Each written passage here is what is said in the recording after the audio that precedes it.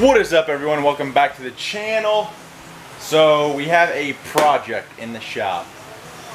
A little bit about it. It's got 4 wheels, it's got 2 doors, it's got a motor, it's got a truck bed.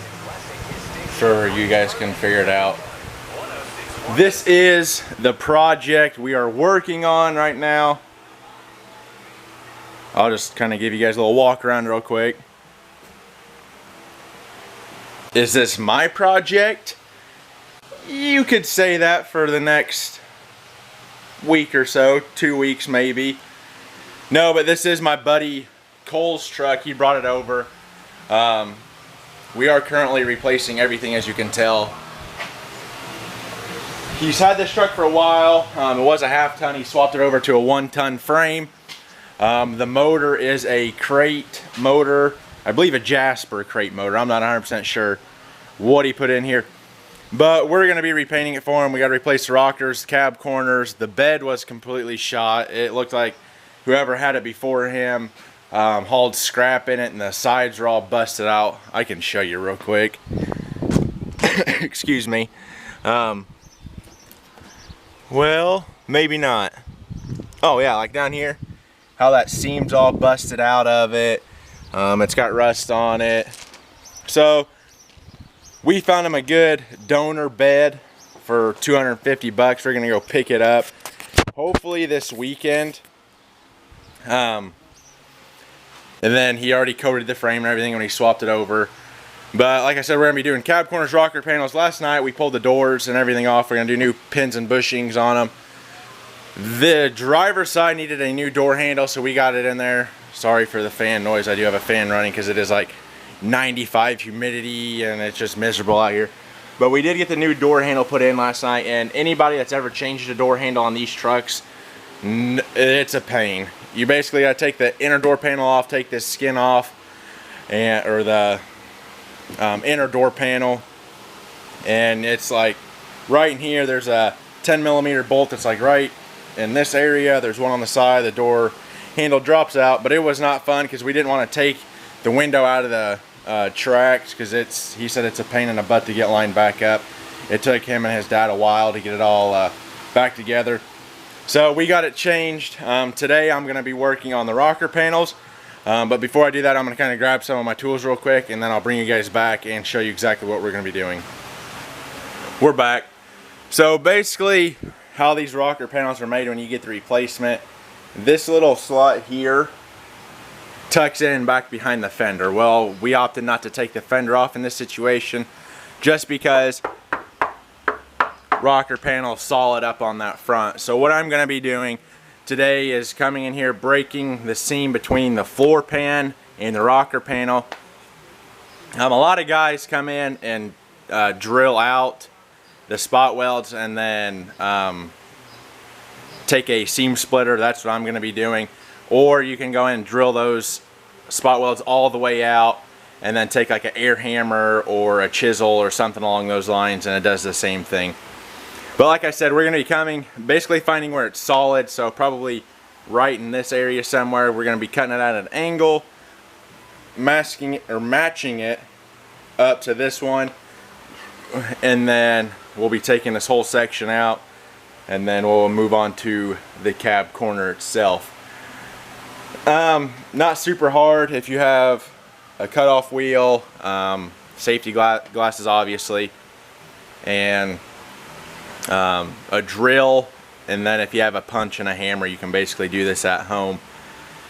It's easier if you have a welder, but you technically wouldn't need one because you can screw or glue the new rocker panel on. That's what a lot of people are doing now, is getting a metal glue and gluing it to the inner rocker panel and then gluing it to the floor pan lip or seam. So that's what a lot of guys are doing, but I'm going to be welding it, so I'm going to jump right in. I probably won't record much just because of the sparks flying from cutting and stuff. I don't want it to hit my camera. And if I try and set the camera up back here, all you're going to see is my back. So I'm going to jump right in, get to cutting this out, and then I'll bring you guys back once we get it all taken care of. We're back. I got majority of the rocker panel out, as you can tell. It was a little bit rusted in there, as you can see. But I basically had to cut across here just to, so I could get my my seam splitter. Is this tool right here. It's basically got like a sharp edge on each corner. You can buy them on eBay for like 30 bucks. Super nice when you're doing rocker panels and stuff. Like I said, I basically just drilled out those spot welds on the actual rocker panel. I kind of accidentally went through on that one, but you can tell I got my angled cut here. So we're gonna copy the same thing on the new rocker panel. I'll probably start my angled cut somewhere up in this area on the new rocker panel, and then I can kind of judge my distance and get it closer, and then I can always come back and trim the old rocker panel to fit the new one. Same thing back here. But I'm gonna go ahead and get this all cleaned up, grab the shop vac, get it all swept out, get this old bottom rocker broke off here. Same thing with the seam splitter, and then bring you guys back once I get it all cleaned up. Well, I decided to smash my finger, but that's beside the point. But got it all cut out. Did the same thing I did on the top, drilled out those spot welds on the bottom of the inner rocker panel. All I'm gonna do now is clean it up and just kind of blow some paint on it just to kind of help preserve it. I'll probably use rust reformer. Excuse me. It basically turns what rust is on the inner rocker panel, and up here it kind of hardens it back up and creates like a metal type substance.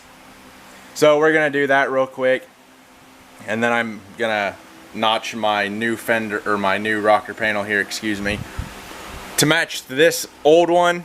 And then, like I said, I can massage it back, or I can cut this one back, or I can cut this one back, just depending on how much I need to adjust this section up here. So I'm gonna jump into doing that real quick. I'll probably just get some like 80 grit sandpaper and just kind of run over this stuff real quick just to scuff it up. You can use a floppy disc on a grinder if you have a lot of rust, which I don't. The main spot is up here. I might come back with the grinder and a grinding wheel and grind these well, where the old rocker panel was, where those spot welds were flat, and then just 80 grit over top of it and then shoot it black. So I'll do that real quick, and then I'll bring you guys back and show you what it looks like. Well guys, here's what it will look like once you get all your grinding done. I didn't get a lot of the surface rust off, just because it's oxidized the metal a little bit and it's just that color now. But I ground all that top down, took my 80 grit, sanded it down. Same with the bottom portion here. A lot of people will take these drain plugs or air breather plugs out when they go to either spray paint this or put rust reformer on it. I'm not going to do that, just because they'll probably never come out anyway once we put the new rocker on there. But it's just an option, so I'm going to go ahead and do that while the first coat's drying. I'm going to go over and start tearing apart the passenger side, and I'll pick you guys up when something pops up or something interesting happens.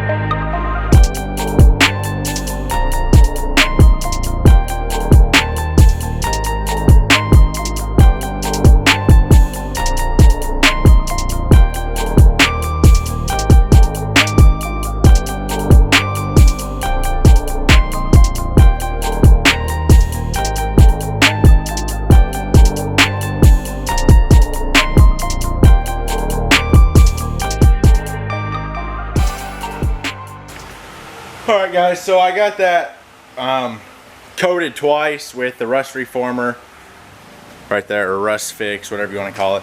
I didn't get that panel cut like I wanted. I had to go help my uncle and stuff, but I'm gonna let it sit overnight. I didn't get that other side torn apart either, but I'm basically going to be doing a couple videos on this truck, fixing the rust. I mean, I've done numerous videos of fixing rust. I don't know how much of that I'll get, but I just want to kind of give you guys a little bit more in-depth video on how to do it. So I hope this helped out a little bit. I mean, it's not like super in-depth, but I kind of explained how I did everything, and how a lot of the body shops or guys that do it themselves do it. Like I said, basically just drill out those spot welds, take your air hammer or chisel or whatever you have, break it loose all the way across the top. Same thing on the bottom, measure where you're going to cut it, and then just be careful fitting everything together. You can use sheet metal screws if you need to kind of screw it in place to hold it. But like I said, we're probably going to have quite a few videos over this truck, probably sanding. We changed that door handle already. But I don't know if you guys like these videos. I'm kind of running out of stuff until I get over and work on the 79, which we should be over there hopefully Friday. I'm not 100% sure, but I'm hoping we can get over there and get working on it Friday, but we'll see. But anyway, guys, that's going to do it for this video. Like I said, I hope you guys, enjoy these videos.